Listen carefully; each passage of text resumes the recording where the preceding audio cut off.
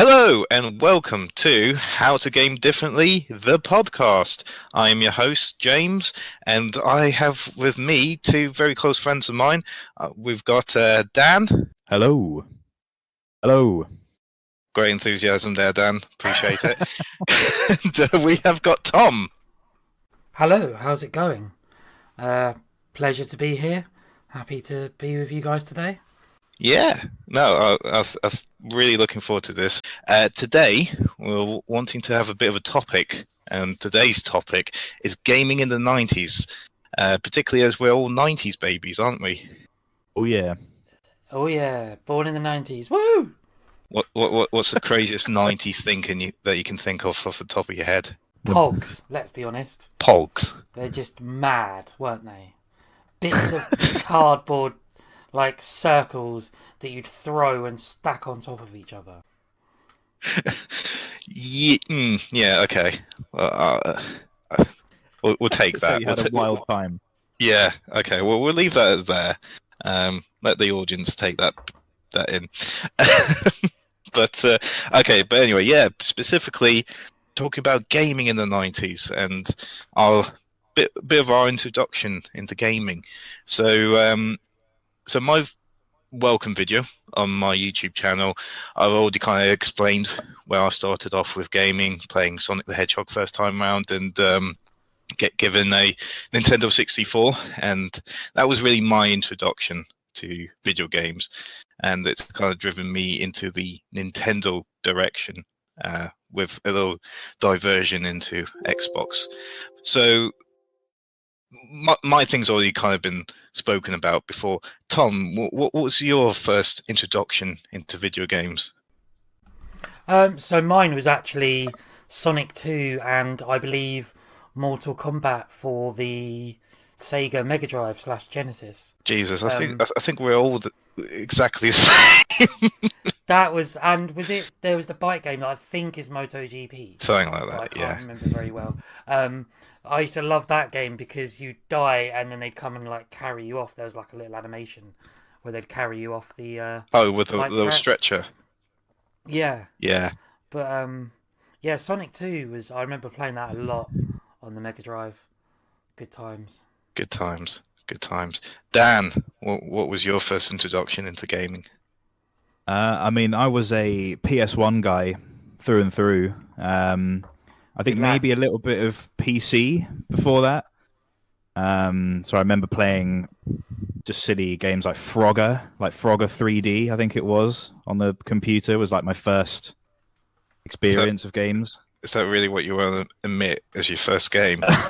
Well, it's not the best game that I ever played. It was probably the first. And then, yeah, PS1 after that, and it just, the obsession kind of took off from there. It grew from there. It did, into a beautiful love affair. Nice. Love affair with video games, which I guess kind of makes sense in a way, because you do kind of put a lot of time, like a lot of social time into gaming, don't we? It's like a real love affair. You put so much time, effort, hours in, and it just never gets reciprocated. You never get the true love back. No. And yet you still come back to it. Just rage. Just lots of rage. Which reminds me, today's podcast is sponsored by Rage Battle. No, don't worry. Sorry, I had to do that. Wow, that's amazing. Sorry, I had to do that one. Anyway, so we all kind of, like I say, introduced into gaming through the 90s. So what the main topic, I still kind of go through, is our top 3 games for the 90s.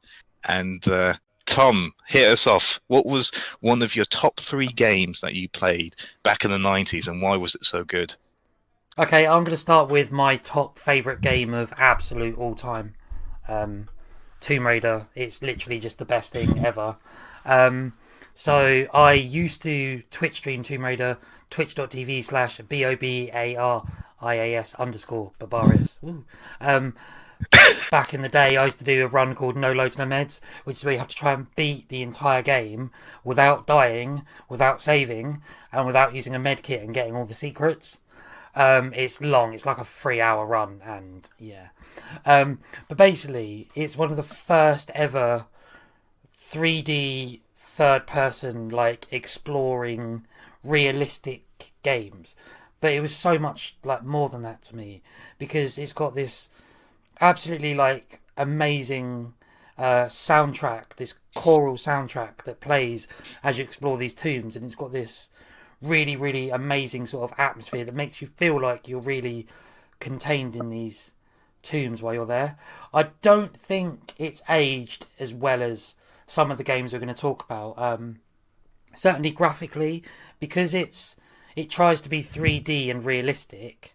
I think some of the more cartoonish games have aged maybe better, but it really is like a pioneer in its field. It's one of the first games like it, and I just love it. It's one of them, like I said, it's not age great, but if you give it a chance, you can really appreciate like how much of a leap forward it was compared to what was around at the time. Yeah, and to be fair, you've hit on quite a good point there with like 3D games from back then, because yeah, it seems like pixel art seemed to age really well, but the original 3D gaming, yeah, just doesn't seem to kind of keep going. It's interesting. What I find really interesting about games from that era is that 3D games in general were still kind of being worked out. Yeah. In terms of like every game where you control a person and you run around now, the controls are kind of roughly the same. Right, the joysticks kind of do the same thing, but with games from back then, you find all of these weird and wonderful kind of control configurations. And Tomb Raiders is just, to me, it feels really, really clunky to control. It is ultimate tank controls. Yeah. And it's one of them. So I've been playing Tomb Raider since I was literally 4 years old. So for me, with a PS1 controller plugged into my computer, that's the way I normally play it. It literally just feels like natural, like riding a bike. But so many people, you pick it up for the first time, and Lara moves across like this grid. And when you know how long it takes to step across the grid and what the different movements do, then you can. This is why speedrunning's done so well as a category, because you can work out how many steps it takes to get from one thing to another, and how many like seconds or steps it takes to do a jump and things like that. Yeah. So it's all across a grid, and it does just feel like you're steering a tank or a car or something, because you do sort of drive Lara. Did they ever use any of the DualShock kind of? They introduced the two sticks, because originally PlayStation just had like that D-pad controlled in it at the start. So I believe Tomb Raider 4 brings it in for aiming, but not Tomb Raider 1. Right. Okay. But I just wanted to, because you guys made a joke like, oh, Tom's going to pick Tomb Raider 1 or 2 or 3 or all of them. The reason I picked Tomb Raider 1 over 2, firstly, it was so different and it was the first one. But also, to me, like, it might not be the most polished of the series, but the sort of setting of the atmosphere and the soundtrack of the game is just absolutely sublime. Like, you really do feel like if you get, like, involved in the game, you really feel like you're in these tombs in the middle of nowhere, in this sort of organic, decaying environment where you're treasure hunting for these ancient artifacts.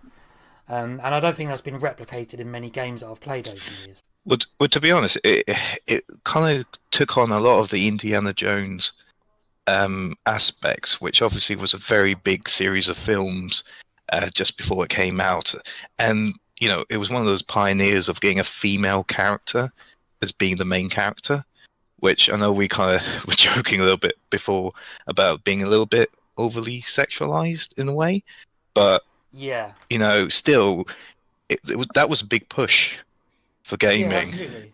And I think if you ignore like the marketing around the game, because I've never been a big fan of that side of it. Yeah, I've just more been a fan of the games. I like exploring the environments and the worlds, and there's a real amazing community of people as well that I'm involved with. Yeah, there's a lot of people that really like Tomb Raider. It's got quite decent following on Twitch, and there's some people stream custom levels, some speed run the different games and all sorts. And honestly, there's a load of people there that just love the gameplay, love exploring the environments and what that sort of brings. So if you could recommend kind of like looking at this franchise here, if you could recommend a game to start with, would it be the first Tomb Raider, or would it be like one of the later ones to kind of get you into the Tomb Raider scene?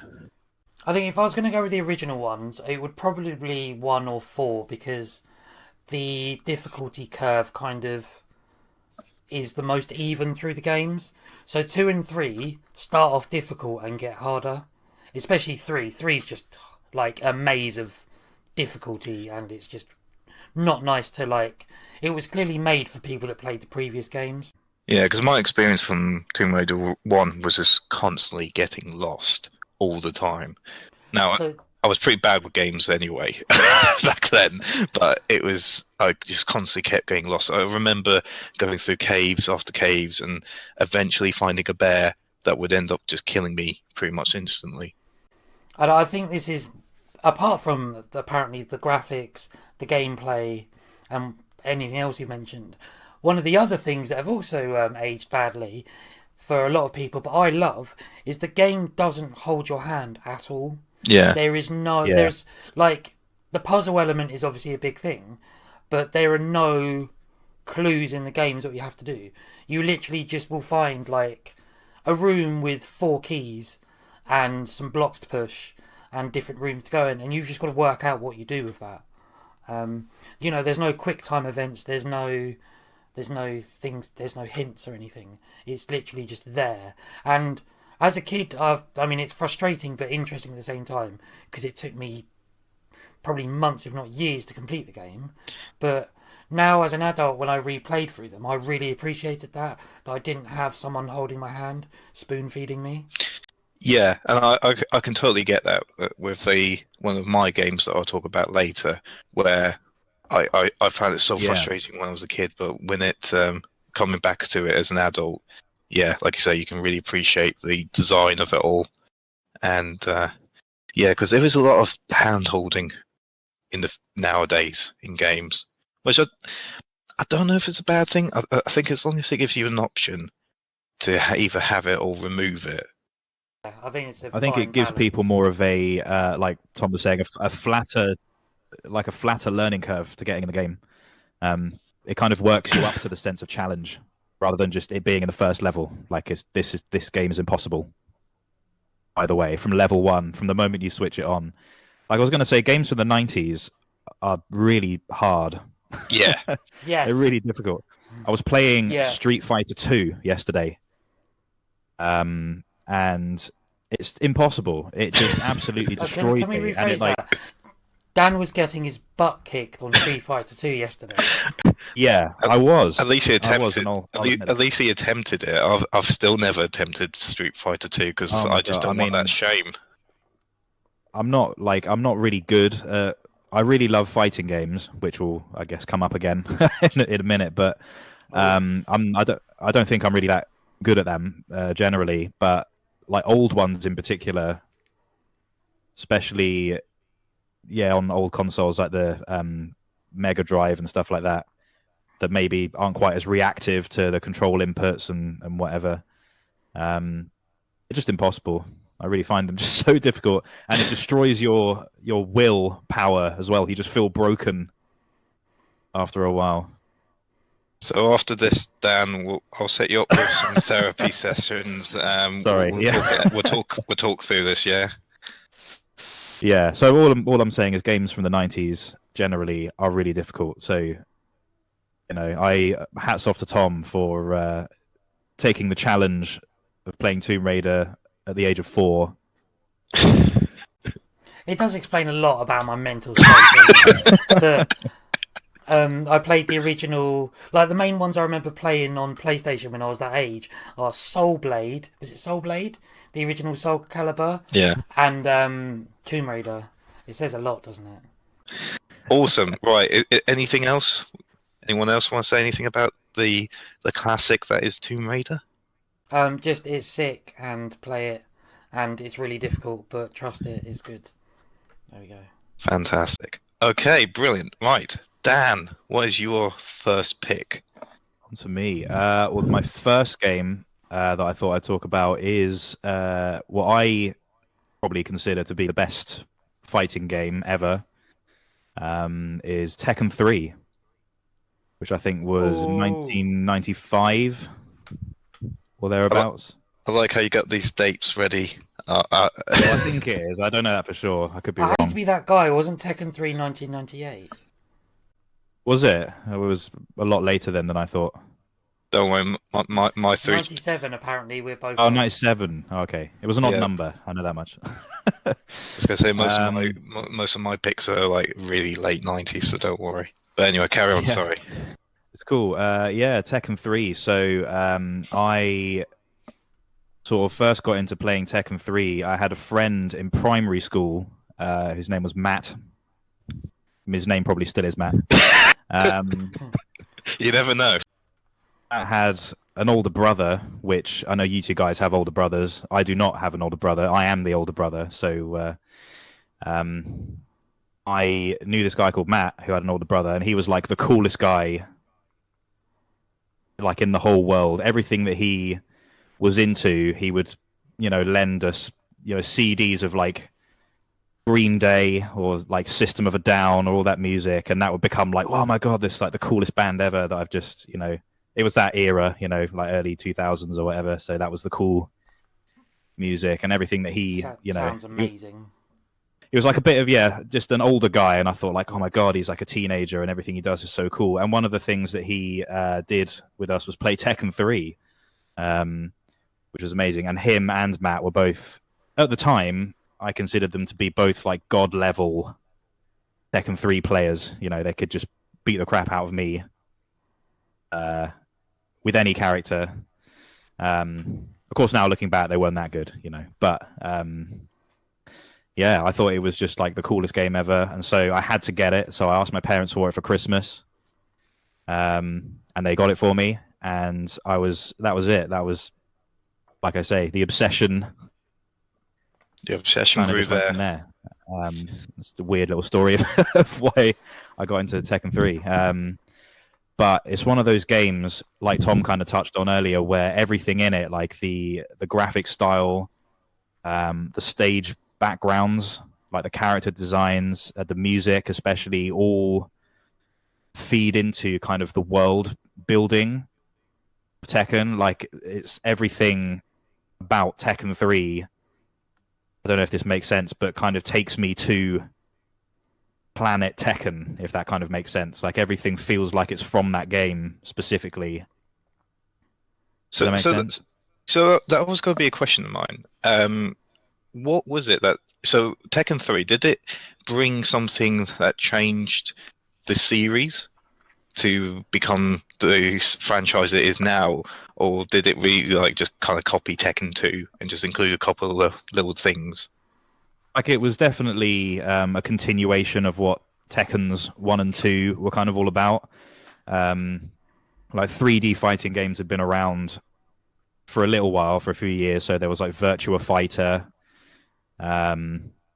stuff like that. Obviously, yeah, the first two Tekkens were both 3D. First Dead or Alive, I want to say, maybe was from around that time. And there was Soul Blade, the original Soul Calibur. Yeah, so there were a few that were around before it, but it was like I think it was just the level of polish that it had about it. So when I think about the Tekken series, I honestly think it's one of the first, certainly 3D fighting series that came from the arcade onto the console and was accessible to like a more sort of casual player, that you could play it more casually.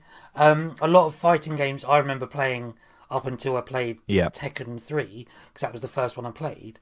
There was a lot more difficult combination of buttons. There was like it was really difficult to get to grips to just pick it up and play. Tekken 3 and the Tekken series felt to me like it was the first one you could just pick it up and play with your friends and actually have like a compelling fight. Yeah, like you don't have to have memorized all of the like the 10-button combos and all that kind of stuff. Stuff like Street Fighter's generally known for. I think. Yeah. So But yeah, I agree with you as well that the good thing the Tekken games do, and Tekken 3 especially, is it does like they build this sort of immersive world where you become immersed into the Tekken universe through, there is a story and there is an arcade mode and it has this unique music and sort of yeah, definitely. setting that each individual game will have, and Yeah, then it for builds sure. upon And that. I think number three as well had another game mode, Tekken Force mode, which was kind of like a mashup between the arcade mode of Tekken and an old school kind of side scrolling beat 'em up game, like a Streets of Rage type of a situation. Yeah, So that was like another kind of interesting addition to the game, which I don't know. I don't think the other two Tekkens had it at that point. Game Tekken mode 2 like that. certainly didn't. So, and I remember as a kid getting Tekken 3. My parents bought it for me. I'd asked for it for ages, and Yeah. it was probably like a year or so after it come out. And I remember getting onto that sort of side-scrolling mode Yeah. and thinking, this is like the coolest thing. I know. That I'm playing I've sat there playing with my brother for ages, like getting battered. But now I can go and batter like guy after guy, and I can, like it was just the Tekken games are great. They're so good for the casual player that anyone can just pick them up and have fun. You can pick up Horowang, or however you want to pronounce him, and anyone could just mash kick, and it looks really cool and feels like you're having a cool time. Yeah, very true. I have Yeah, to you can say, kind of take it as. Sorry. no, sorry. I always going to say was I have no experience in Tekken, so I can't really give much input. I would also say Dan is the best Tekken player I've ever played. That I know in Tekken 3 he's just memorized everything, so it's good.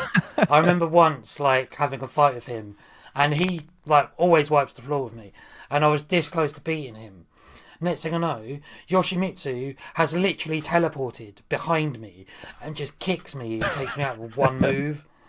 And I was like, what the hell is this? I've never let on how easy that move is to do. Dan, I think you need to kind of come clean with all these cheat codes that you've been putting into this game, just against Yeah, he's Tom. using a Game Shark. So a question for me is, who was your main? Who was my If you had main? one. I don't know. It has changed over the years. So I think it used to be maybe Yoshimitsu, because I could do all the freaky teleporting, healing yourself stuff. I think more recently I picked the game up again when I got the PS1 Classic console, and it has it built into that. And I think I'm more of a Jin sort of a guy nowadays. Ooh, Jin Interesting. Kazama. Jin Kazama. Interesting. Okay. And again, similar question. If anyone wanted to get into the Tekken franchise, is 3 a good place to start? I mean, I would probably say to someone who was very new to it, get maybe number 7, which is the most recent one. Just because obviously you can pick it up quite easily. It's on, Xbox One, PS4, and also it might just be like a bit more familiar to people. There's kind of more to it. Obviously, they've built out the whole thing through the years, so there's like more of a story mode. There's obviously like online matchmaking and stuff is big for fighting games. So I would say, yeah, go for the most recent one, probably number 7. I would say though, if you're committed to the retro gaming thing, like a lot of us are, then I think Tekken is probably the best out of the original PlayStation ones, the original arcade ports from back in the day. Tekken 3. I would, yeah, Okay. definitely. Yeah. Awesome. Anything else you want to just mention about Tekken 3? I don't know. No, I think I've said You've all that said can your be- piece. I've said my piece. No, Made and the like I say, I've never really played Tekken. The only experience I've had with Tekken is you just wiping the floor with me. I think it was a little bit harsh what you did to me, but I think I tried to get my revenge on you with Super Smash at one point, but I think that kind of backfired because you're just generally good at fighting games. I like how you make it sound like I just pick on people who have never played Tekken before and just wipe the floor with them, which is true, which I do. Yeah. I Well, still remember the guy at uni who thought he was amazing at Tekken and challenged you in the student union because they had it on the old, like, they had like an overhead projector. Oh yeah, I think, was it Tekken 5 or 6? 6 I think. Yeah, was the one at the time. And he was like, "Oh, go on then," and you literally battered him like 3 fights in a row. Like, no, I'm done now. I'm gonna go. Yeah. a hero story. Right. Okay. So it's round to me now. So Okay. so with my 3, it's like I said to you guys before, it's probably the most bloody obvious 3 I could ever give, but I don't care because I love them. But the first one, the first one, is Pokemon Red and Blue. I cannot stretch this enough that I am a massive Pokemon nerd, and it all started from Pokemon Red and Blue. My little backstory of it was my brother had the Game Boy, and he actually picked up Pokemon Red, and he caught them all. So he catched all 150. He didn't get Mew, which was like a secret one to get. Got all the gym badges, beat the Elite Four, and I think he nearly got them up to level 100. And I said to him, being the little naive kid, "Oh, can I borrow your copy, and I'll do a new game. I won't save anything, just so I get some play time of it." And he was like, "Yeah, sure." So I start playing it, Oh no. make a new game, go into the PC box, and anytime you go into the PC box or do any changes, it automatically saved or something. So it wiped his entire save file. Oh god. And James, you are No. lucky to be alive. You were lucky you were not murdered as a child. so, but his reaction was, "Well, you have it then." So I got the Nice.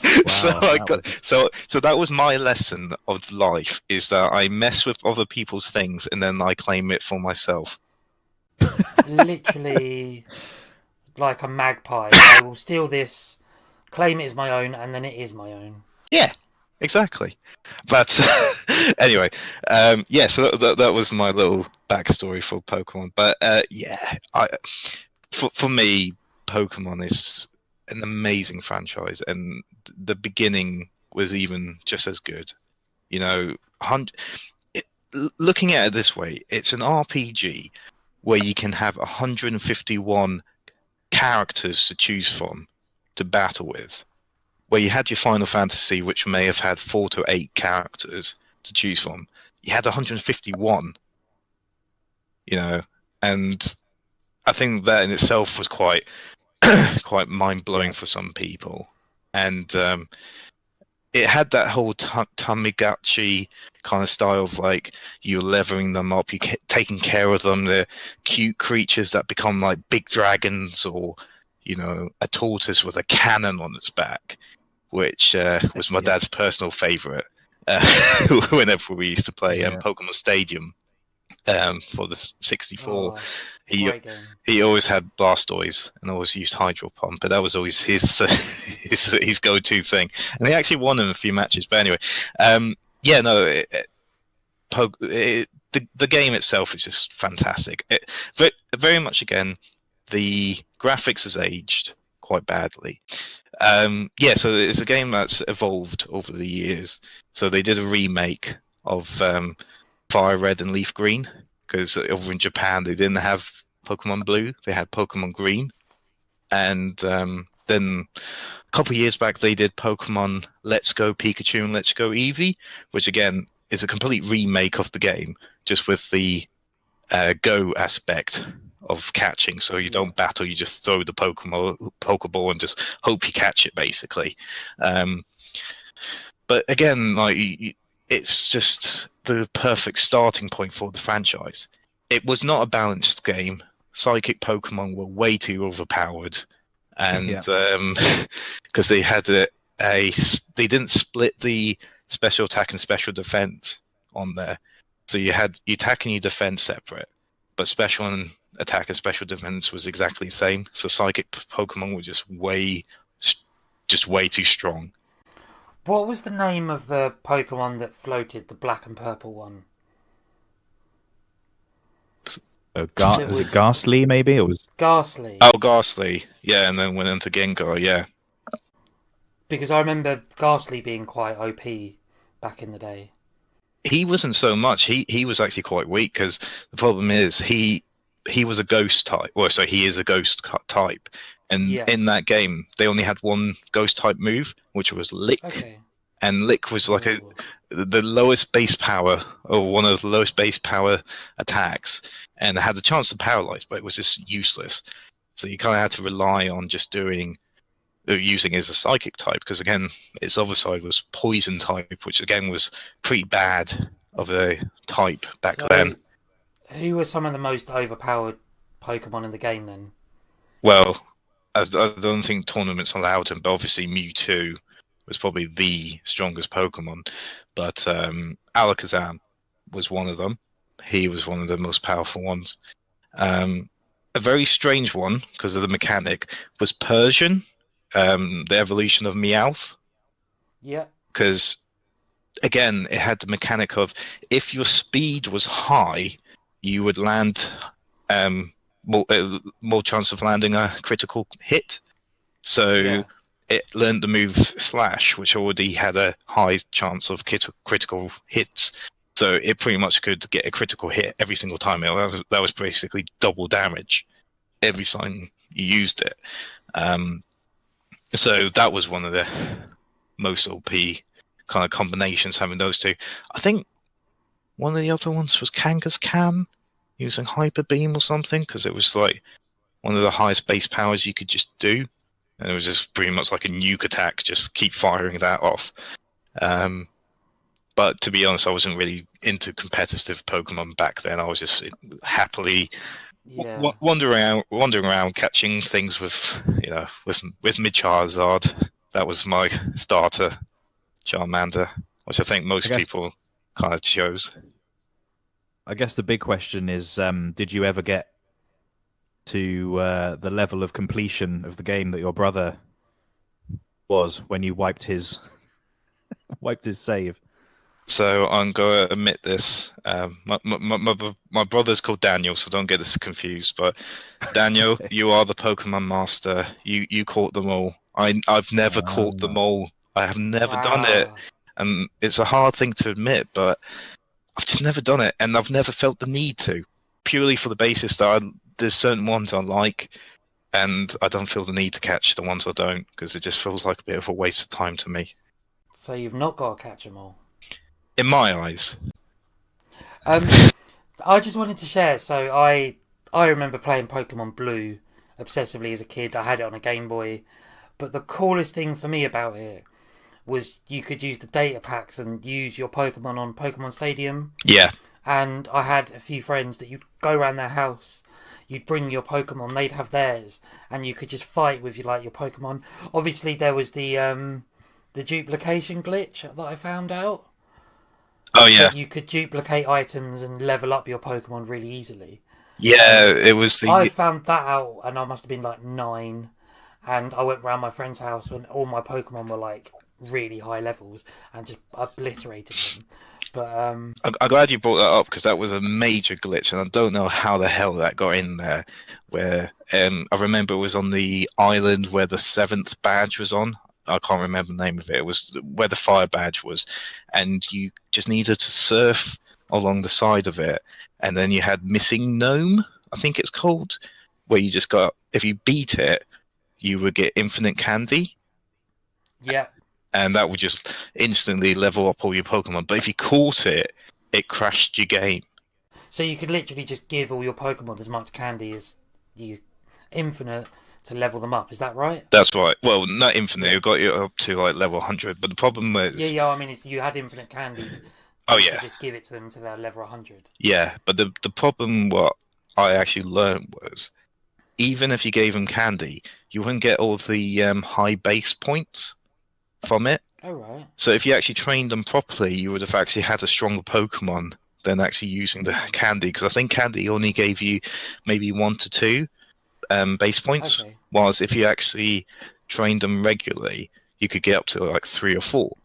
So a lot of these tournaments and stuff that try to hide that they use this cheat to get to level 100, those who actually took the time to properly train them all up, they were the ones that always smashed the championships and that, because they actually done it properly and they actually did have the stronger Pokemon. Fair. One more thing I just wanted to say is shout out to Burger King, because back in the day, my local Burger King had an N64 with Pokemon Stadium in it, and you could just play it while you was in there, and that was hours of fun. Those were the days. McDonald's are doing Pokemon cards at the moment. Are they? Yeah, Okay. there you Other go. fast food outlets are available. I'm happy to have the sponsorship if anyone wants to sponsor us. Mackie, I am shameless. we all are shameless. But the last thing I just want to bring out is like this was the starting point for the franchise, and if you look at it now, Pokemon is the biggest franchise in the world. It has the most money come in from its games, its merchandise, the films, everything. You know, it's bigger than Hello Kitty, which is... I'd say I reckon we could do a whole podcast on Pokemon, because it just, I remember as a kid it was so like all induced, like I had a book like with all the Pokemon in them that I used to play the game and then read about them in the book. Yeah. As I caught them.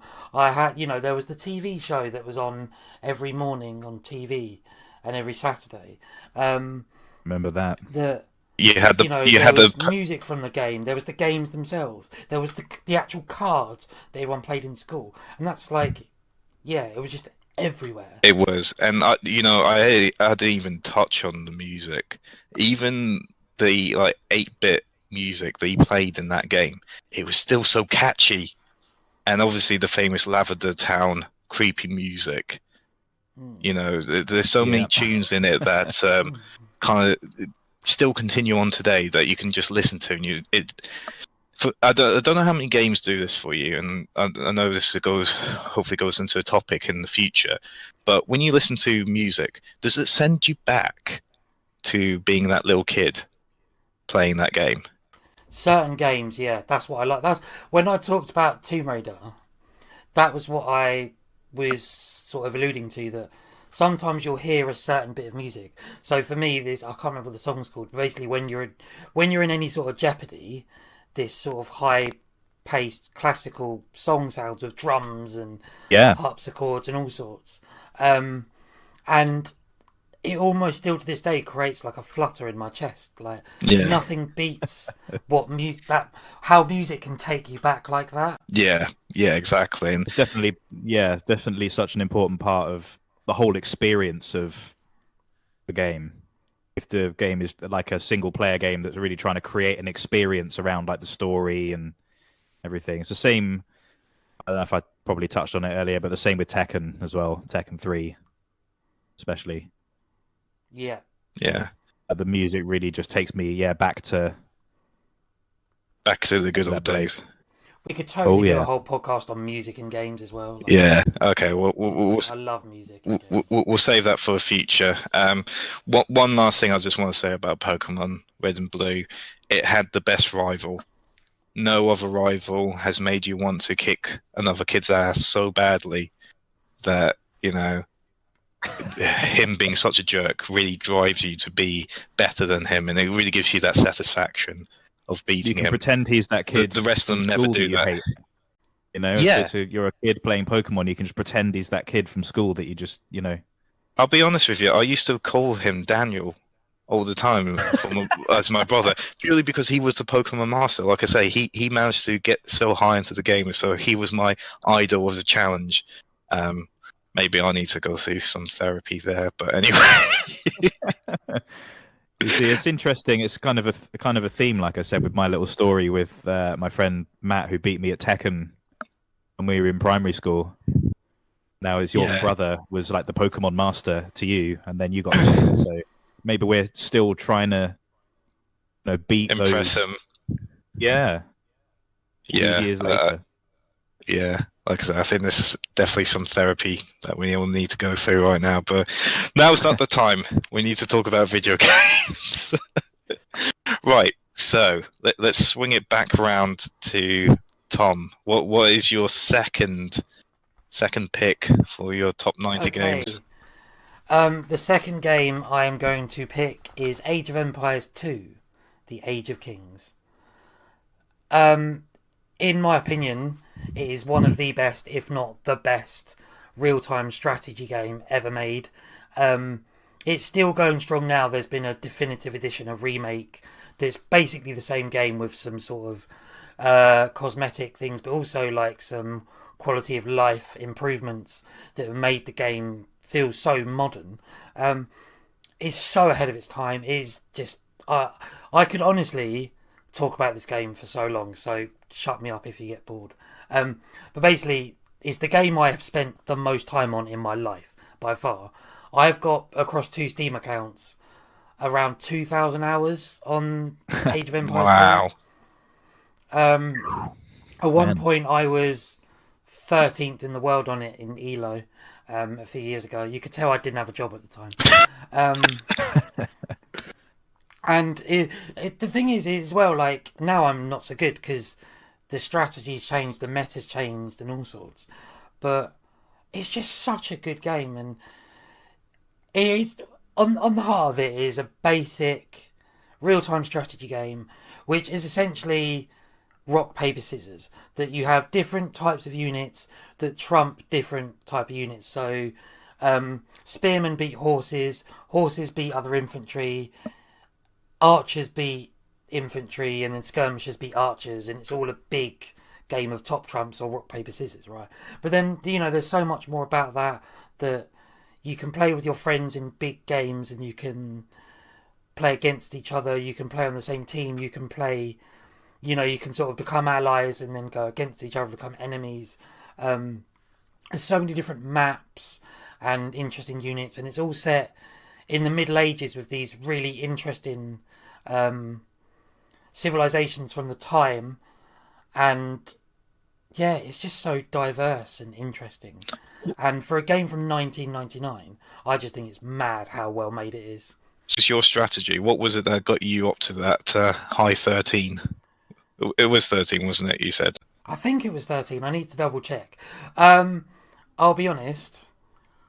Don't like. The thing about Age of Empires is there's so many different ways you can go about it, and different philosophies people have in playing. But I often found the more attacking you were, the more fun the game was, and I always wanted to get in first.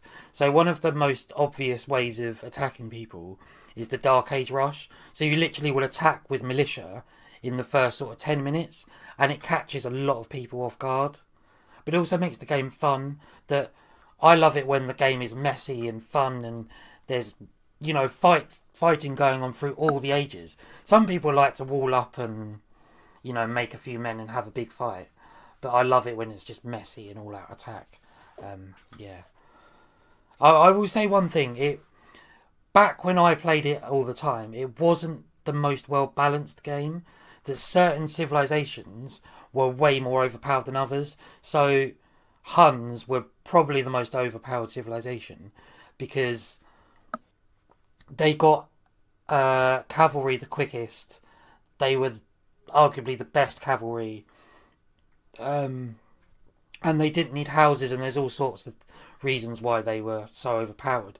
Nowadays the game's been updated and the remake, and it's so much more well balanced, and there's more civilizations, more DLC that they're still adding to it.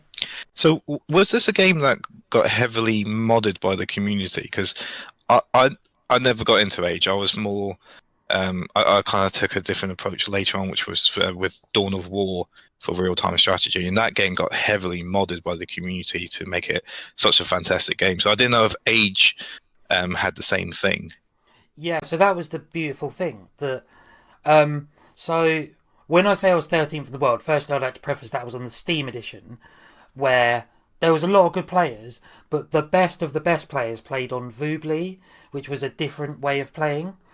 And through Voobly, a lot of people modded the game so much there was like a mod with different civilizations in and different maps and map sizes, and this was all community created about sort of 10 years ago, and it grew so successful and so big that when Age of Empires 2 HD was released on Steam, they then started taking from some of these mods, and I believe people that made the mods were involved with the dev team and everything, and they actually turned these mods into actual DLC.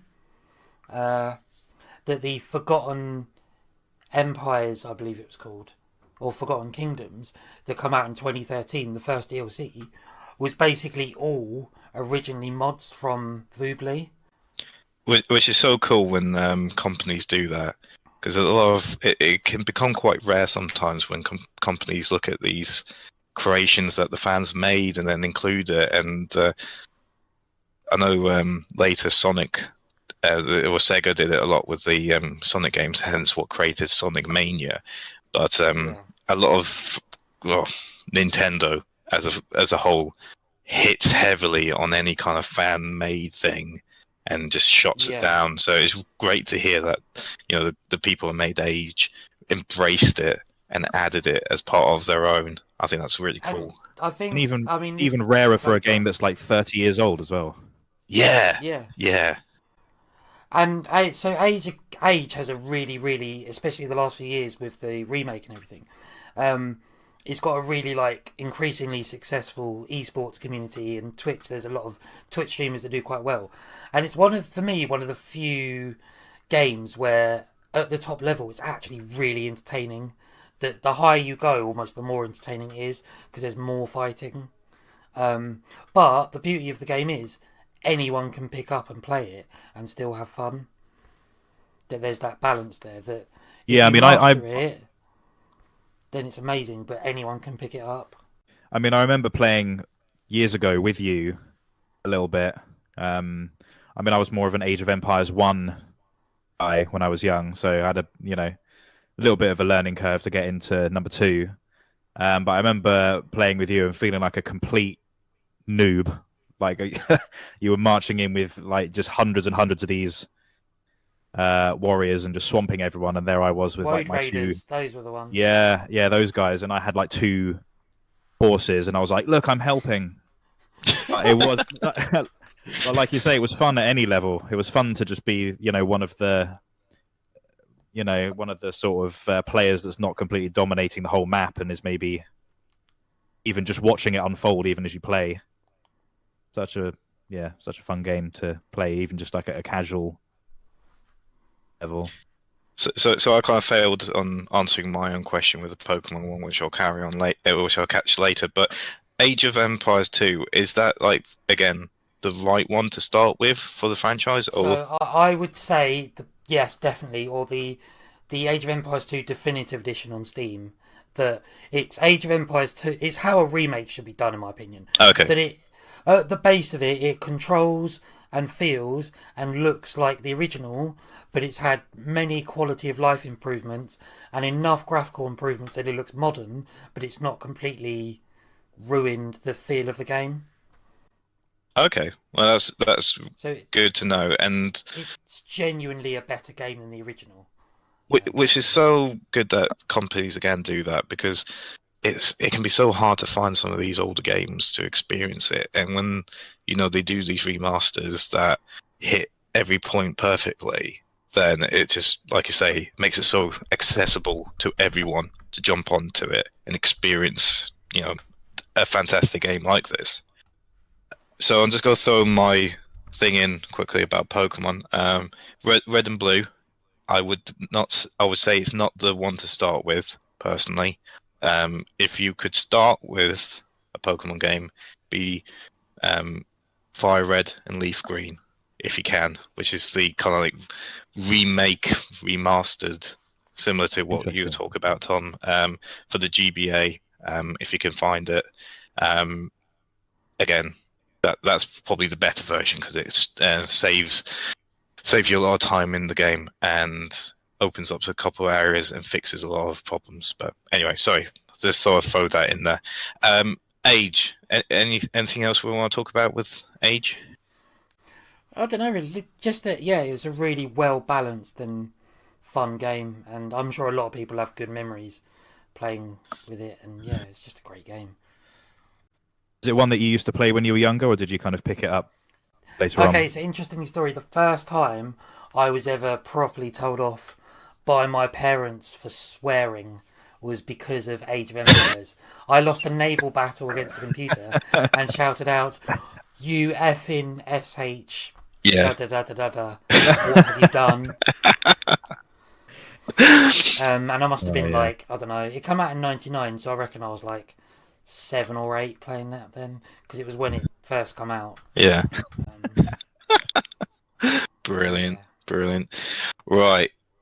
Dan, your second game. Game number 2. So I thought that I would pick a game that is not necessarily... it's not one that I used to play when I was younger. I only really played it in the last couple of years. But it is from the 90s. And I thought it's not regarded as the best one. There are a couple that are, quite famously remembered better, but I think it's my personal favorite one, and that is Final Fantasy VIII. Okay. Interesting.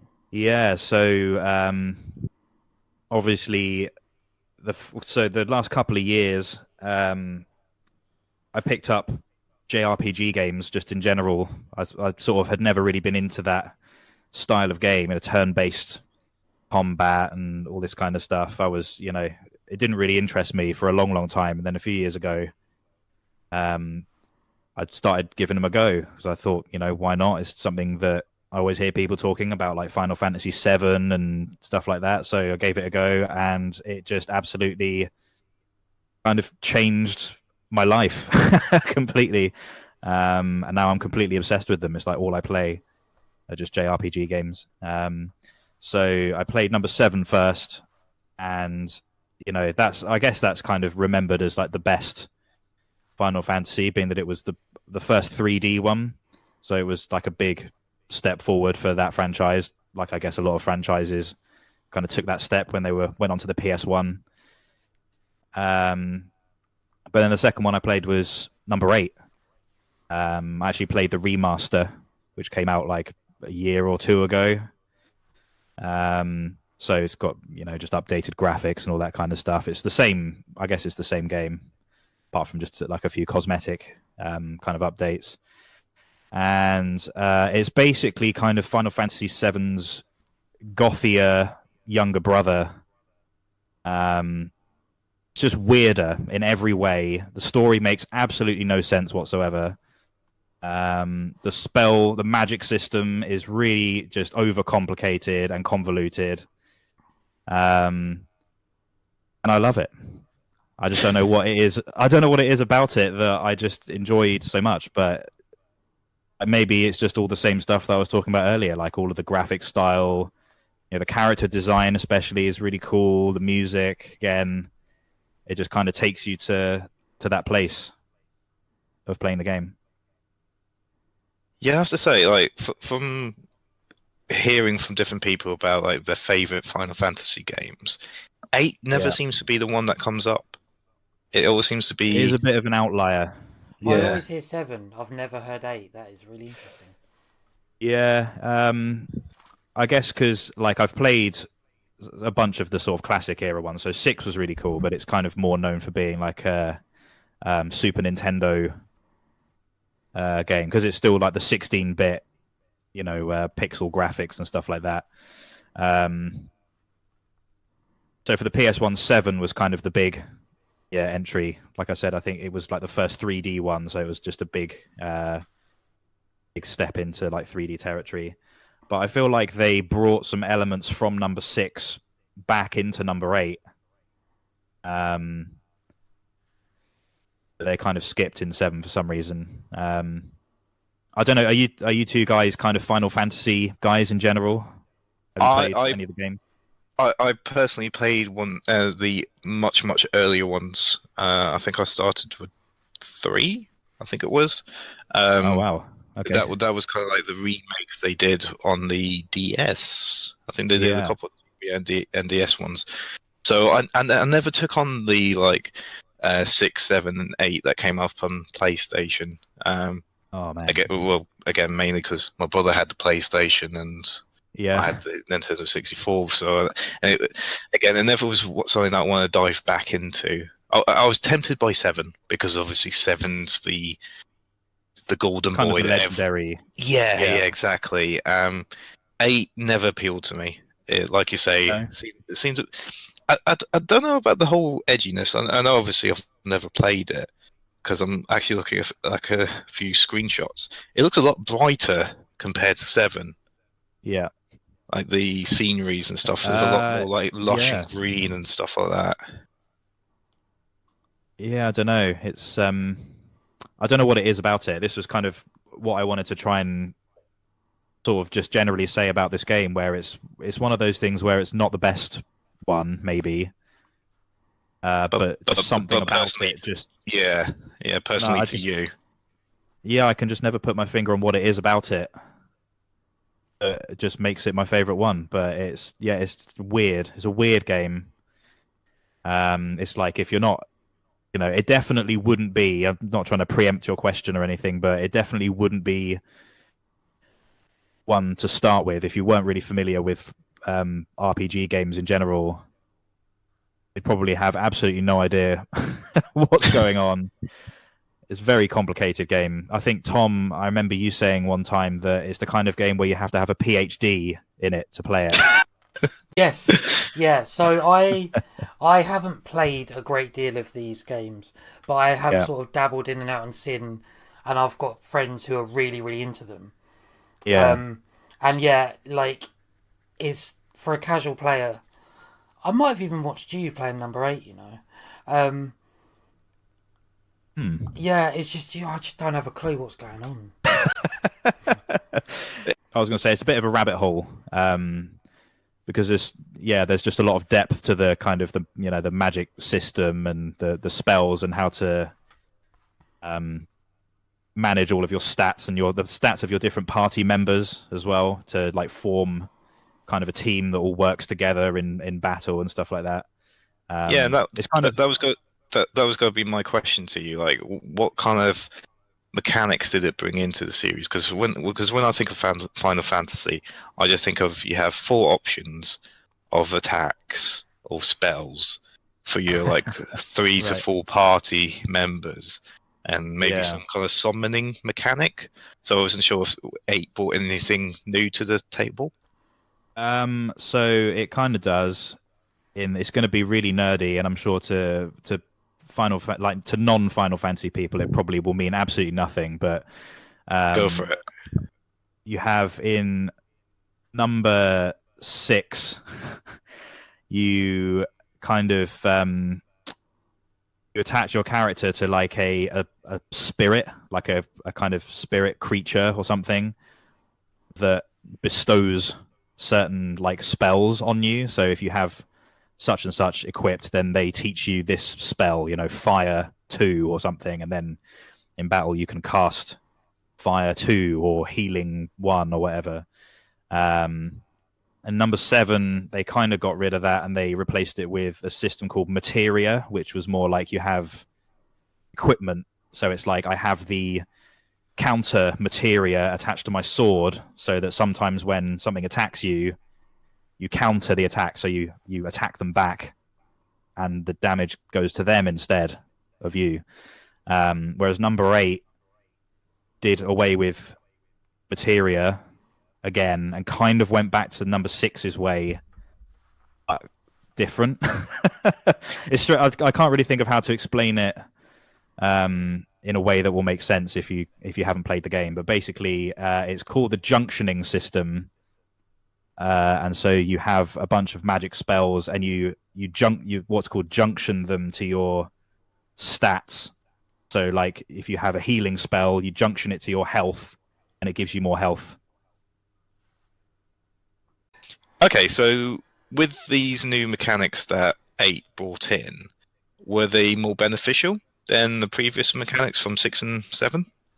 It's kind of a matter of preference, really. Okay. They're more similar to 6 than number 7 was. 7 kind of had its own system. I think the system from number 8, the kind of magic system, is called the junctioning system, and it's a lot deeper than the system was in number 7, definitely.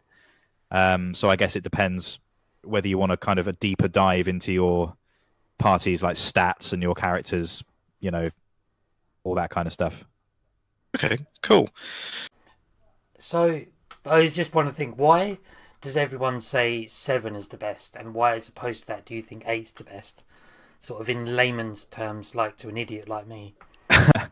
I think that people say that 7 is the best because it was the first 3D Final Fantasy game.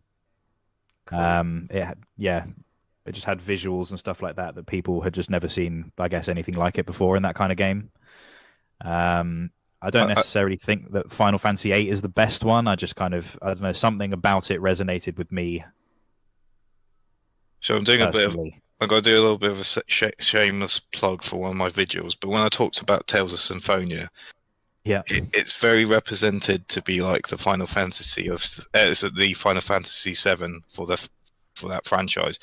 Basically, right. On the point of it being the big game released for that franchise over in like Europe and US, because everything else was very much Japan based. So it being like the game that everyone around the world got into, that nostalgia hit really brings into that's the best game of the franchise.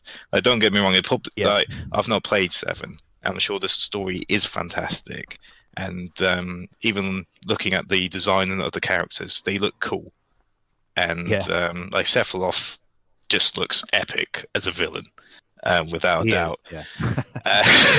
But I think that's kind of the aspect of why a lot of people would say 7 over any of the other Final Fantasies, because it was the big release across our side of the ocean. Yeah, for sure. And like you said, with Pokemon, he's kind of your nemesis through the whole game. So you feel satisfying when you finally get to face him down at the end. Yeah, exactly.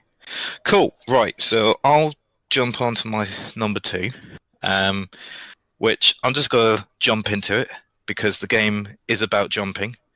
It's the nice. It's the plumber, the man in red and blue, Mario, particularly Mario 64. Hey. Yes. Now, I know that might get quite a bit of flack from the Mario community for 90s games, because I think Super Mario World 2, I think, is kind of like the one everyone kind of says is like the best 90s Mario game. But for me, it's 64, because it was the 3D version of the game, and it opens up so many aspects, having that third dimension. The movement Mario has is just fantastic, and the Hob World. I don't know if you guys have ever played it, but the Hob World is the Princess Peach's castle, and it opens up so many diversities of like trying to get to a new location by returning to locations, making sure that you had enough stars to open up a location. So it forced you in a way to play levels that you may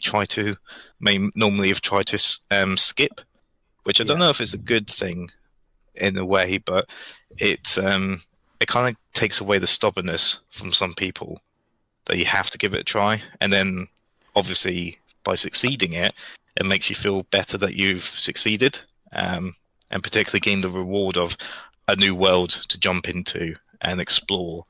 I don't know if I would call it the best 3D Mario game, but I'm going to throw it out here that I think it's the best 3D platformer for the 90s era, over things like Big Crash, over things like Crash or El Bando. Gone and said it. Yeah, I got guns next to me. Love is off. Sure. So, I mean, Mario 64 is genuinely a really impressive game. If you think for the system it's built on and the time that it was built in, was it 1996? Something like that, yeah. Before Crash and Spyro. And honestly, I think it set the benchmark Oh yeah. for 3D platform games. And I love platform games. I've played a lot of platform games. I really like the old Mario's for the Game Boy, the original Game Boy ones. But this game, like, I agree with you. I think this is one of the best games ever made, let alone of the 90s. And it's just sublime. And I love, like you said, the hub world. It was such a new idea that you almost felt like you was exploring through different worlds, through these different keyholes, if you know what I mean. Yeah, definitely. Because even when you were getting a bit tired or you wanted a bit of a break from doing these levels, you had this hub world just to explore and mess around with, and you may find a few coins or a few hidden things, and you know, you could even get stars from just exploring around the hub world. Just having that break is, like I say, to get away from the kind of nitty gritty of the game, I think really helped the pacing of it. I mean, this must be one of the first, if not the first, 3D platformer, and definitely the most. I mean, I don't know if you agree. I think this is the most successful one to go from 2D to 3D. Well, why do you think it translated so well? I think it was the love and care, and I know it sounds like a really wishy-washy answer, but I think it was the love and care that Nintendo had for the franchise. That they did everything in their power to make sure that the jumping and everything that you had on the 2D aspect seamlessly moved into the 3D aspect. Like the whole jump and when you can jump and slide, the whole jump and slide aspect opened up so many windows, and that was like a mechanic they kept on throughout the games, and even like the jump slam kind of move. I can't remember. Jump stomp. Sorry. Yeah. Where you kind of do like a forward flip in the air and you just pound straight down onto enemies. Again, like that was very much benchmarks that they kept in a lot of the future games, and I do think, like I say, it was just they just took it of how do we make this game as smooth as possible, and due to that, made the game just open up in so many different ways for like the community to mess with as well. Because I'm sure a lot of people can agree the community for Mario 64 has just grown and grown throughout the years.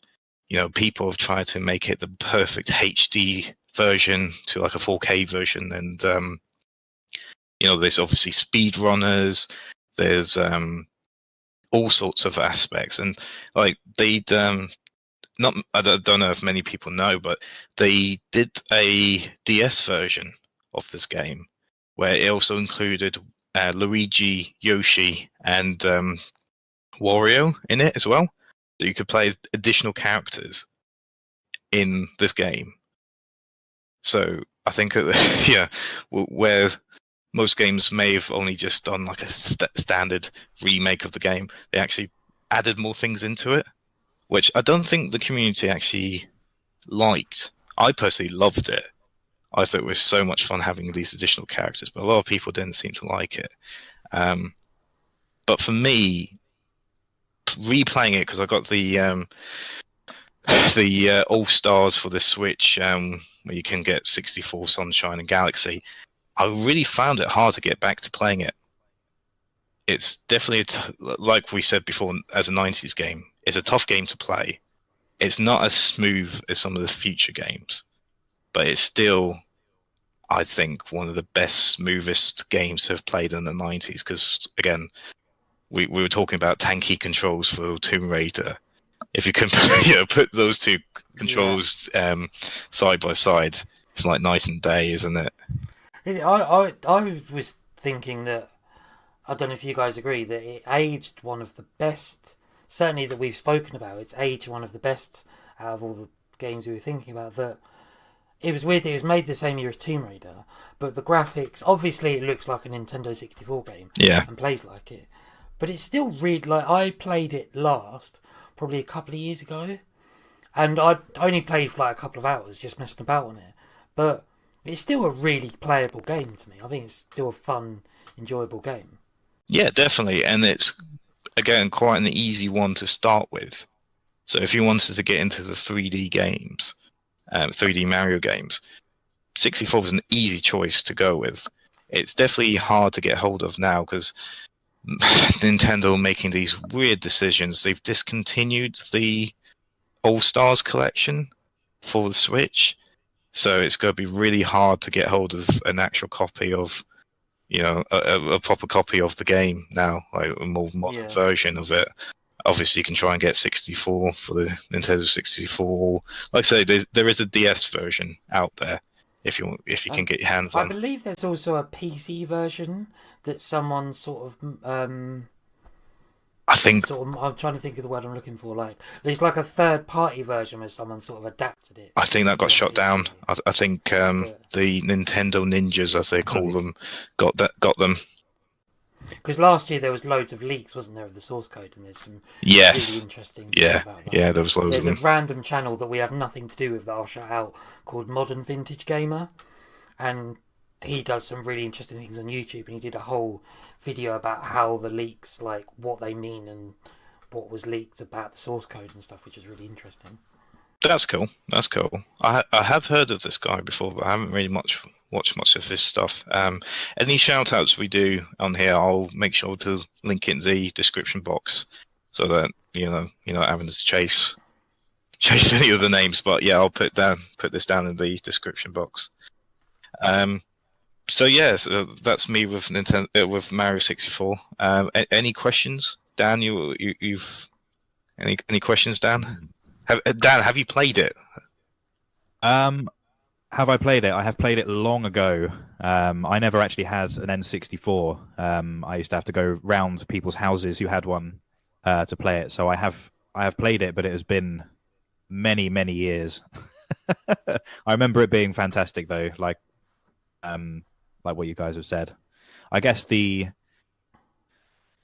Mario is simple enough in its general formula that they, even though they've, like you say, added new characters and other kind of stuff in it, it's always retained that the core of the game is just really fun. Yeah, kind of whatever they've done with it. Exactly. The core will always be a man that runs and jumps and saves a princess. Man that jumps over stuff. That's it. That's what it kind of boils down to. A lot of the best games are that. Yeah, exactly. It's just man or woman jump over stuff. Exactly. And I'm sure people can take that in their whole life decisions as well. If you can be that man or woman that likes to jump over things. Just be a small Italian man that jumps over stuff. Then your life will be perfect. You don't need any more than that. Okay, so we'll continue on. So looping around again. Tom, what is your third and final game for the 90s of your top game? Okay, my third and final game of the 90s is Bubsy 3D. No, it's not. What? It's not? No. Damn it. I'm sorry. Damn it. If it was worst games of the 90s, it would be no. So my third and final game is it's a bit different to what we've been talking about, actually. But it's another PC game. Is Half-Life. So Half-Life is a phenomenon, and again, so ahead of its time, and a fantastic game, I think, even now to play. And there's been remakes and remasters and all sorts. Yeah. But it's one of the first proper 3D FPS games that's truly story driven. And FPS games used to be a bit like, if you play sort of the old Dooms and Quakes, and it was all about shoot. Yeah. What was fantastic about Half-Life, and obviously I love Tomb Raider, so I loved exploration and storyline and puzzle solving. And Half-Life suddenly had a lot of this in it. That there's this great storyline where the world around you is changing because of an event, and that again, it's immersive, that you're immersed in this ever-changing world, and you're not just going bang, bang, bang, bang, bang, shooting everything. You're exploring, you're moving around, you're puzzle solving, you're finding your way out of places where you're stuck. You're having to kill these sort of aliens that look almost impossible to kill. The AI in the game as well, it was really clever that it could alter its movements depending on what you were doing, and if you replayed it, that the AI would change certain ways it played, things like that were really interesting and new for the time. And it's well ahead of its time, and there's an argument on whether it's the best in the franchise, but for me, the original Half-Life, it's just fantastic. When did it come out? Do you know what year? I believe it was 1998. I will double check. So for me, because I've only played a little bit of Half-Life 1 and 2, why have they not made a film out of it? Or like some kind of series of like shows? Because it seems like one of those perfect stories that they could implement into a film or a TV series. Well, it is ultimately, the first one is ultimately just one of the best alien invasion stories I've ever heard.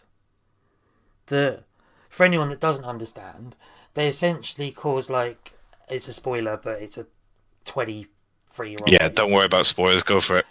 They're essentially, my understanding of the story is that there is essentially like a nuclear reaction that opens up a dimension into an alien invasion.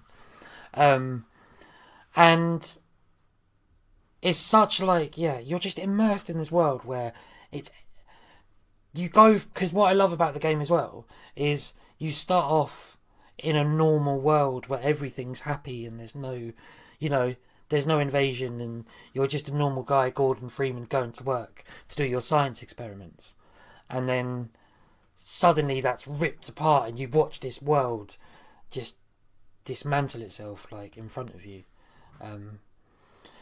It's a really good story, and I don't know. I mean, one of the other questions is why have they never made a Half-Life 3, but I guess we'll never quite know. Yeah, there's always that meme, isn't there? Whereas Half-Life 3 is going to be released in 100 years' time and all of that. And I remember there being some video of a dad getting his kids to play all through Half-Life games. He finishes the final bit of 2, and he the son turns to his dad and is like, "Oh, I can't wait to play 3." And the dad was like, "No, that's it." And the boy actually starts crying. Because it's like, why? Why did it not do it? I guess something that you touched on a minute ago, kind of early on, is that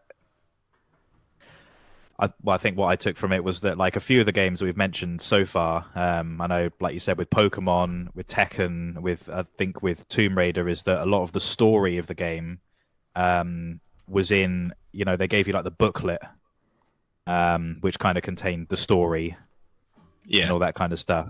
And it was like, if you wanted to read that stuff, then you could. Like Doom kind of had a story, but not. It was like so secondary to the, like you say, to the action. But I guess Half-Life being sort of maybe more towards the end of the cycle in terms of like the consoles that it came out on, or, the hardware started to become available where they could start putting more of that stuff actually into the game itself. Yeah, well, ultimately it was made for PC, and 3DFX graphics cards were really starting to sort of come into their own. So It was the first time that a lot of that technology was available to use. Yeah. Was it one of those games where, like how Crysis for the PC, it was like, can it run Crysis? Like back then, was it like a big thing for the PC to be able to run Half-Life? I imagine so. I honestly don't remember that well, but I just remember having it for a PC and it being amazing. But yeah, so that's Half-Life. It's a great game. And again, obviously, for the franchise, you kind of have to start with the first one. Yeah. Yeah. Right then. So, Dan, your final game. Game, number 3. I kind of guess it's more of a franchise in general, but I'll just say the first one in the series. And that series would be Resident Evil. See, I had this funny suspicion that you actually might go down that route? Yeah, pulled a sneaky on you. Yes. Okay. First one, Resident Evil #1. Again, probably not really remembered as the best one, but it was the first one that I played. And again, it's one of those games where it was maybe kind of early on in the development of like 3D games. All of the trappings of early 3D games are there, like tank controls, obviously, pre-rendered backgrounds. Yeah. It's all there. Terrible voice acting, like famously terrible voice acting. I guess it was back in the day when they didn't really put much resource into doing this kind of stuff. It was like get the actor in, say the line once, and then give them their $5 and send them on their way. I laugh at it. I'd love it if it was only for like $5. Probably was back in the day. It really. I guess games weren't thought of as much back then as like a cinematic experience or whatever as they are now. It was kind of, the voice acting was really there. I'm just imagining the recreation. Would you like to be in our game? We'll give you $5. Yes. Yeah. Yeah. Oh, it's so stiff and it's brilliant though. It adds to the sort of, I guess the silly, slightly tongue-in-cheek sort of. It does add to the charm. There's a big debate about whether that kind of stuff is like deliberate in those games, whether it's like part of the sense of humor or whether it's just they were old and just bad. I don't know. Oh, the famous lines of like the character Jill nearly getting squished and then the guy's like, you are almost a Jill sandwich. Absolutely brilliant. That's an amazing line. But I think the early Resident Evil games, and they're kind of getting back to this way now. The early Resident Evil games were kind of like the flagship games for the genre of survival horror, and they had a lot of like horror tropes in those games that are really kind of missing from horror games now. I think the best way that I've heard it explained is that like the game itself is one giant puzzle. Like there are small puzzles. You have to find the key to the door with a picture of a rose on it or something, and for that you have to go into the room and find the snake key to get in the snake door, and then do the puzzle with the 3 statues or whatever it is. Like there are mini puzzles dotted around the kind of haunted house setting that it's in. But the real puzzle is that you're dropped into this mansion and essentially you have a gun and like 2 bullets and a flashlight. And it kind of just sets you free, and it's like find a way to do the game with only that, and it's really difficult again. It's one of those games that doesn't particularly hold your hand or baby step you through what to do or anything like that. Yeah, the whole game itself is kind of like one giant puzzle, and some like the remakes that came out in the last couple of years have kind of gotten back to that, to that feeling, the true like survival horror feeling. But for a long time, yeah, horror games kind of have lost that. So again, I've never really touched on any of the Resident Evil games, but from my knowledge of the first one, there's a lot of backtracking that you have to do in it from memory. Yeah. Is that a hindrance? Yeah. So is that a good thing or a bad thing? No, that is actually a good thing, believe it or not, the backtracking. So it's not so much, you don't really think of it so much as backtracking in the game, because the setting of the game is essentially, it's a mansion, right? It's like that's kind of like a haunted house. Just a big mansion, and there are like zombies and, monsters and stuff walking around in the mansion, and you have to go around and like solve the puzzles and stuff. And what happens is that when you come across like a zombie in, say, a corridor, if you manage to like run past the zombie, you don't have to kill it necessarily. You can run past it. If you go back to that corridor, that same zombie will still be there, kind of walking around. So it creates this sort of thing in your head of like you have to remember where things are dotted around this mansion. And part of the game is that you have your inventory with very, very limited spaces in it, which a lot of people find frustrating nowadays. Yeah. But that's kind of the point of the game, right? You have only so many inventory slots. So when you find an item, like some bullets or a herb, which is what you use for healing, you might not have inventory space for it. So you have to make a choice. Do you sacrifice something? Like, do you sacrifice your healing herb for some more bullets or a key or something? Or do you leave it alone? Or do you try and remember where it is in the mansion? Right, because you have item boxes where you can drop all of your stuff off. So it's like, can I make it to the item box and back again? Like, have I left too many zombies in between there? Would it be worth me going all the way to the item box and coming back? Or should I just leave this thing where it forces you to make all of these kind of choices? And because it's like a fixed setting, it is not necessarily just backtracking through like a linear game as such. It makes you revisit a lot of the locations over and over again. But yeah, you don't necessarily think of it as backtracking so much. I was gonna say it sounds like a lot of trial and error in a lot of these things. With the limitation, and for me, I'll probably find that really quite frustrating. But yeah, I guess it falls back into the whole game is a puzzle. So it's like, how can I solve this situation with the tools I currently have, or do I need to backtrack to swap out to then return to potentially complete it? Yeah, that's kind of how it used to be, and the whole game you feel sort of underprepared for whatever's going to be thrown at you. So if there's a boss, you kind of have that feeling of like, oh my god, I'm about to get. Just setting you up for life, really. You just feel underprepared the whole way. Yeah, it's adulthood, the game. Yeah. Absolutely, you just feel totally unprepared. You're just running through this mansion with only your wits and like maybe one bullet or something. But it's all deliberate. It's very funny to see people try and rate and review the game and say that they rated it badly because like all the inventory's not big enough. It's like that's the point of the game.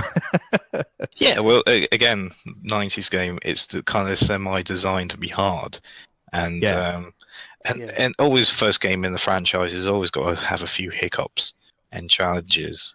Well, it wasn't a hiccup. That's the thing. It's intentional. Sorry, you're right. Yeah, which I think people nowadays kind of have maybe lost a bit of that understanding of like this.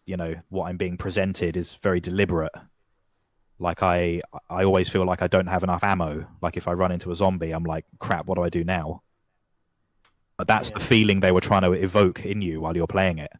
That's why it's such a great series of games, is that it feels like the experience you're having of the game is very controlled by the developers. Like they know what you're feeling, or they think they know what you're feeling while you're playing the game. Would you say it's the one to start with? I think the remake of Resident Evil 1, which came out, I think, in like 2001, maybe, they remade the game, gave it new graphics, and added a few levels onto it and stuff like that, is an improvement over the original game. So if you really want the overall kind of experience of the early Resident Evil series, then definitely the remake of number 1 would be the one to go for. Okay. But also the remakes of 2 and 3, especially number 2 that came out like last year and the year before that, are just like absolutely fantastic games. Yeah, really got some like heavy awards for what they did to that game with just improving it in nearly every single way. Absolutely fantastic. And like, it just really takes you back to the survival horror type game where you just, you feel totally overwhelmed the whole time. Number 2 especially, absolutely brilliant. There's like obviously I don't know if anyone cares about spoilers now. It's been out for a couple of years, but like there's for a large portion of the game, you're running around this huge old police station, right, trying to solve puzzles, and there is this huge like invincible enemy that's just like a massive guy wearing a trench coat that just follows you. And Nemesis, isn't he? You. No, so Nemesis is number 3. Oh, sorry. In number 2, they just call him Mr. X. And he's just essentially a huge guy in a huge like leather trench coat. And you can hear his footsteps, like you know, you're trying to unlock something or whatever, and you just hear these footsteps coming towards you, and you're just like, oh god, it's coming, better hurry up. But then obviously that brings its own suspense, doesn't it? It's terrifying. Yeah, I've never been so afraid of a game. It's like I want to complete it, but I'm afraid to even boot the Xbox up to play it because it's like so recently they've announced Resident Evil 4 VR. Oh yeah, they have. So do you think any of the older ones should go into the VR style, or would it not work? I don't really know how. I haven't really looked at how they've planned on making 4 like a VR game. I don't really know much about VR games in general, to be honest. I think 4 might work fairly well because they did a Resident Evil 4 Wii edition. Right. So you had the gyro controls from the Wii remote, which I presume they kind of fix into the VR side of things. So I think that's not too difficult to bring in. But obviously, the older ones not having that type of mechanics would be a challenge. But I mean, no doubt they'll make the new one, number 8. They'll obviously bring out on some sort of VR system. As the newer ones, 7 and 8, are both from like a first person perspective, so I guess that's more, suitable. Oh yeah, that's a bit easier. Yeah, no, definitely. Okay, brilliant. Any last thoughts, questions, Tom? Resident Evil is cool. There you go. I'll leave it at that. One thing I do want to note, and correct me if I'm wrong, I think it's fantastic that they linked the films and the games together. They kind of did, and they kind of didn't at the same time. There was like references to the games. I remember they introduced like a female character, I think it was from like 2 or 3, into one of the later Resident Evil films. Yeah, I think all the game characters pop up at some point or another in the films, but yeah. Are the Resident Evil films like on the side of like games that have been turned into films? They're not too bad, right? I mean, I like them. But like, Tomb Raider, the films, in my opinion, are just not good. Like, say what you want, but they're just not there for me. But no.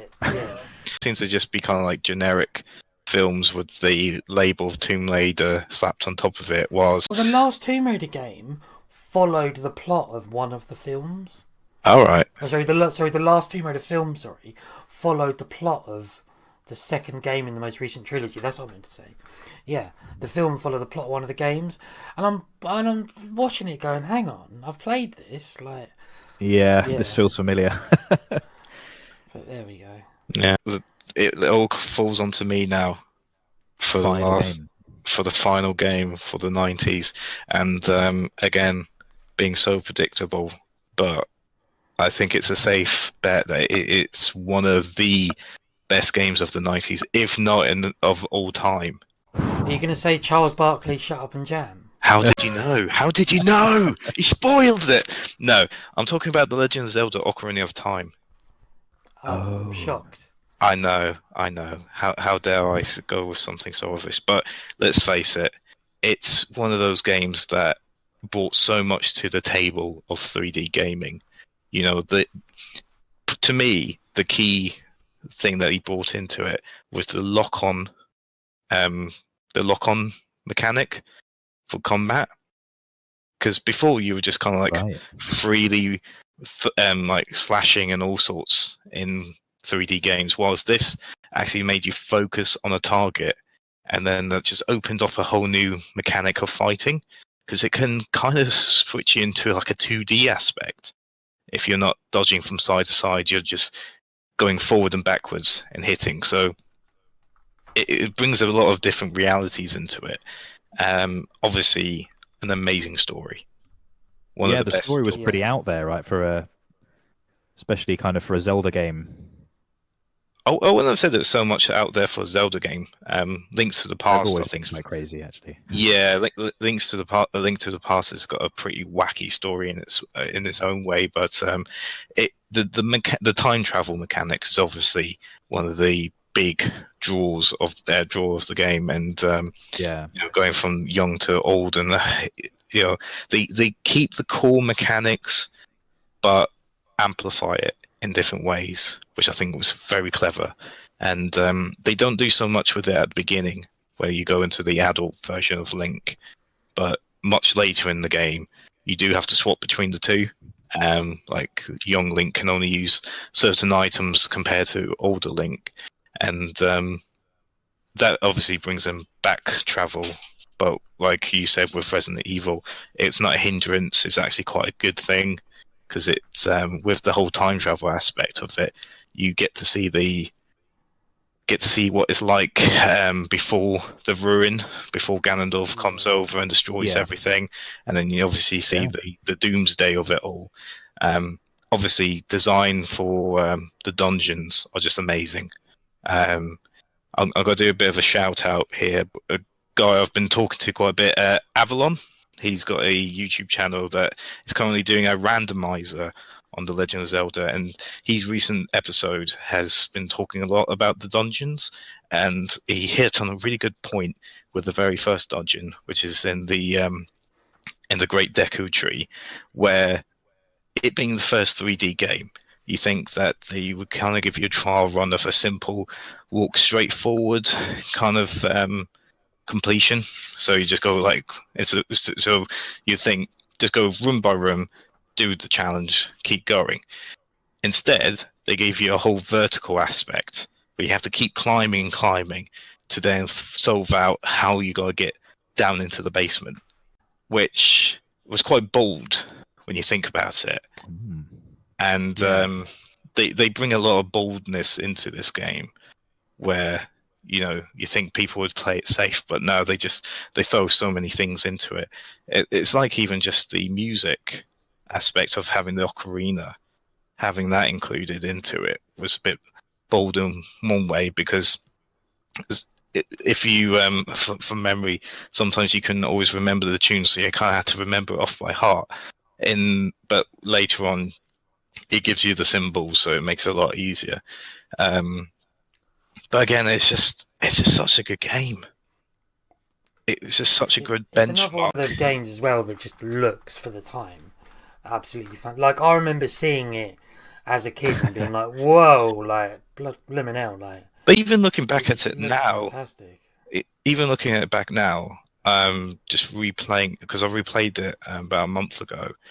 I still think it looks good, even for its era. I think now it still looks good.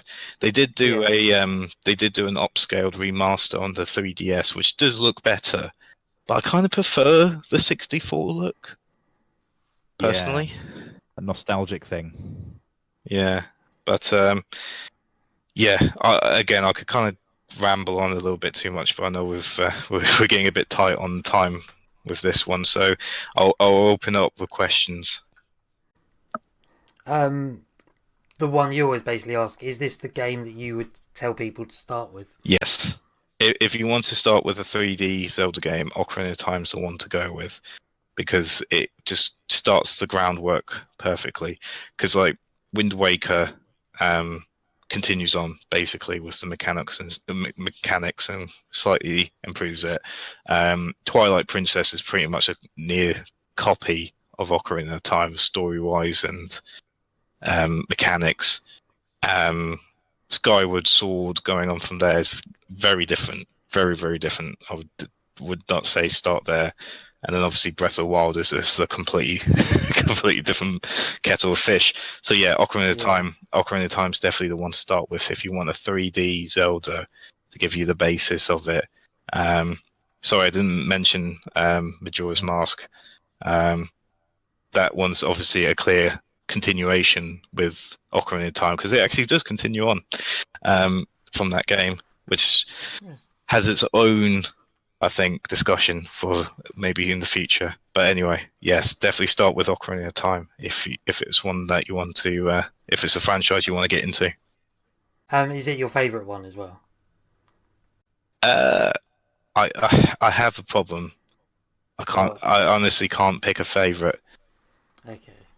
Purely because there's so many things that I think Wind Waker, like if you threw them up, like Wind Waker, I think has the best design. I love the art style, and that is an ageless art style with the shading effects they have on that. Yeah.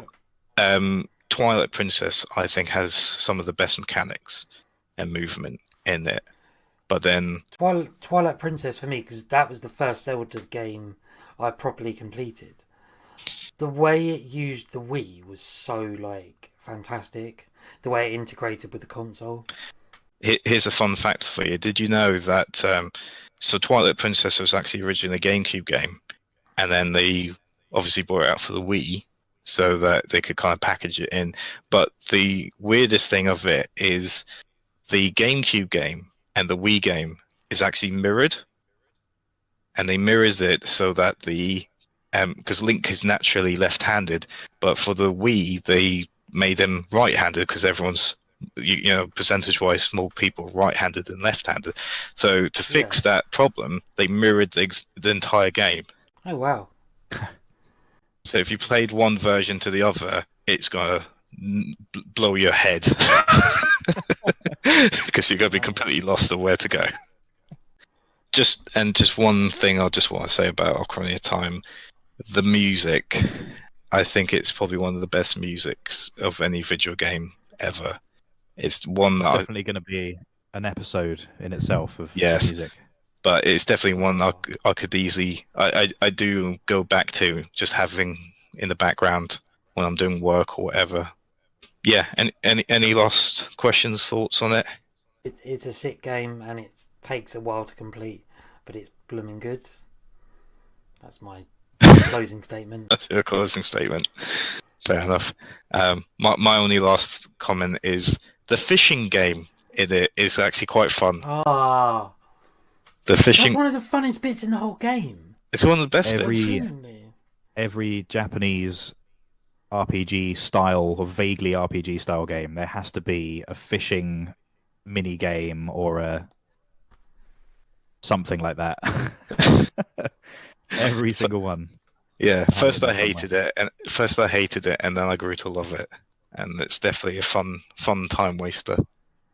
Okay, so so that's been our thoughts and opinions on the our top 3 games of the 90s. Do put down in the comment section if you agree or disagree with our claims, and if there's a particular game that you feel that needs to be said about, and we maybe in the future in another podcast we may pick it up on our may go back and discuss what we think about these games that you think we may have missed out. We're kind of stretched for time. I think we may end it there, guys. So, like I say, that's been me, James, and thank you, Tom, for joining us, and also kind of being a savior on this point of monitoring the recording and hopefully making sure our levels are, at that sweet point. And any problems, that'd be my fault, of course. Yeah, yes, exactly. A little scapegoat. And thank you, Dan, for joining us and getting involved in also. And again, I just want to mention Dan does some amazing music. He did the music for my intro and outro video. Little shameless plug. He's got a Fiverr page. Wink, wink. If you want some. If you want some sweet music made, I'll put down the description box. Hook this man up, as they say. Yeah, thank you for having me. Thank you for putting up with me for an hour and however long God it is. knows. Yeah. 2 hours basically. Yeah. We'll see how it goes on post editing. But anyway, that's it from us. And thank you all very much for listening. And I hope you enjoyed it. Do give feedback because this is the first time, at least first time for me doing this. I know Tom's a bit of a veteran on doing podcasts. Dan, is this the first time you're doing a podcast? Yeah. Yeah, it is. Ah, there we Popping go. my podcast cherry. Ooh. There you go. Oh, there we go. But yeah, again, thank you very much for listening, and hope to Cheers. see you. Hope to see you or speak to you guys soon. Take care. Ciao. See you later. Bye. Bye.